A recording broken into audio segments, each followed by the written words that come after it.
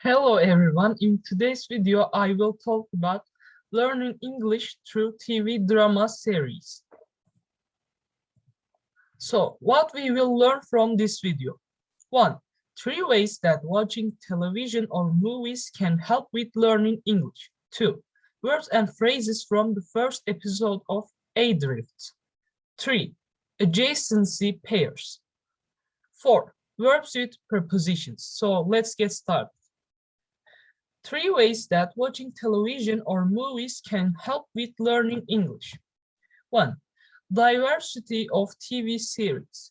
So there are many types of TV series. So if you love watching horror movies or something related to horror, maybe you can watch some documentaries about Ted Bundy. Or if you are a hopeless romantic, you can watch romantic TV series or things like that. The second one, TV series makes learning words and phrases easier. So there's a scene from The Queen's Gambit. Beth's mother says the strongest person is the person who isn't scared to be alone. Someday you are gonna be all alone. So you need to figure out how to take care of yourself. From this scene, you can see many phrases. The first one is scared to. And the second one is all alone. The third one is figure out. And the fourth one is take care of yourself. From this scene, after watching this scene, you will memorize it better because you see who says these words and why she says these words, and you will be able to remember it after that too. The third one, TV series can teach you how to speak more naturally. In the first one, in the first picture, it's a scene from the series called The Crown. Do you suppose I could borrow it for a couple of days, just to practice? Borrow it, ma'am, from whom?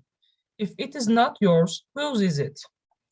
So the servant of the queen says her ma'am. It's a formal word, and the usage of language differs from people to people. So the servant must use formal language because he is speaking to the queen. He has to be formal.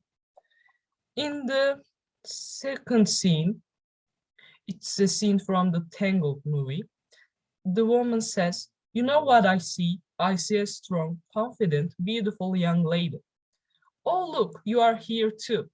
So she humiliates Rapunzel because she is a bad character. And that's how she should speak, because she is a villain. Words and phrases from the first episode of Adrift. The first one, all in good time. You will learn how to speak Spanish all in good time. All in good time means you will learn it slowly, with patience, not in a rush. The second one is to be handcuffed.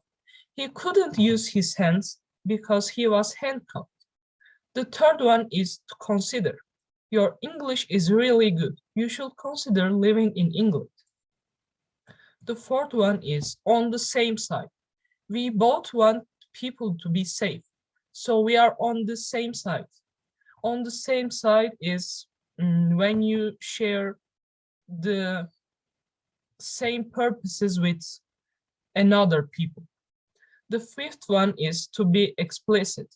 You should be explicit when you are teaching. So you should be clear about what you are saying, otherwise others will not understand what you say. The sixth one is to come around. It was very hard for him to come around after his wife's death. To come around, become conscious about things.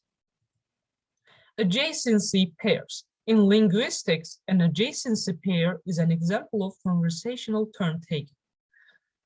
Can you pass me the salt? Here you go. The weather is really nice. Yes, I feel ill. then you should take some vitamins. So in adjacency pairs, there are at least two people and they react to each other immediately after one another. The speaker one says something, and after that, the second speaker says something related to speaker one's the thing the speaker one said. The second adjacency pairs are adjacency pairs with insert expansions.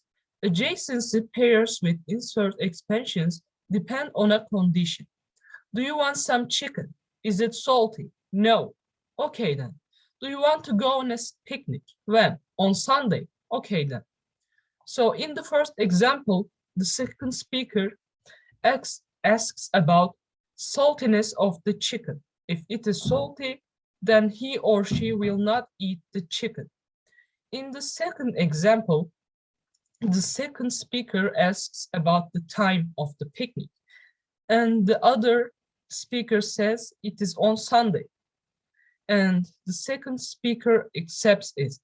But if it were on a different day, then he or she would not accept it. Verbs with prepositions.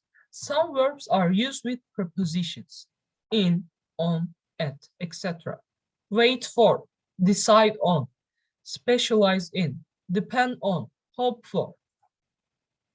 How to know which verbs are used with prepositions?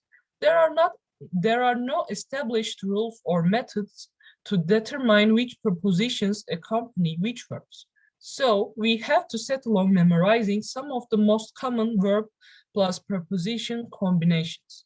So we should memorize them, but this is not printing some list and reading it after, how do I say this? Reading it repeatedly, yes. You should memorize these verbs by watching series or by reading some books with natural things. Don't try to force it. You will learn it all in good time. So there are some questions. The first question is, which one of these phrases down below means being clear about something? A, all in good time. B, handcuffed. C, to consider. D, explicit. E, come around. D is the correct answer. Which one of the phrases down below means to think about something? Come around, on the same side, to consider, all in good time, handcuffed. The correct answer is C. I blah blah you so much, please don't make me sad. Which verb with preposition down below is the correct one to complete the sentence? I care about, I care on, I care in, I care of, I care at. I care about is the correct answer. Which one of these down below is a conversational turn taking which depends on a condition? Verb, preposition, adjacency pair, phrase, adjacency pair with insert expansion. The correct answer is E. She hates Vanessa so much. That's why she always tries to blah blah her. Which verb with preposition down below is the correct one to complete the sentence? Get rid at, get rid of, get rid in, get rid about, get rid from. B is the correct answer. Here's the links I have used. Thank you for watching my video and I hope to see you in my next videos. Bye.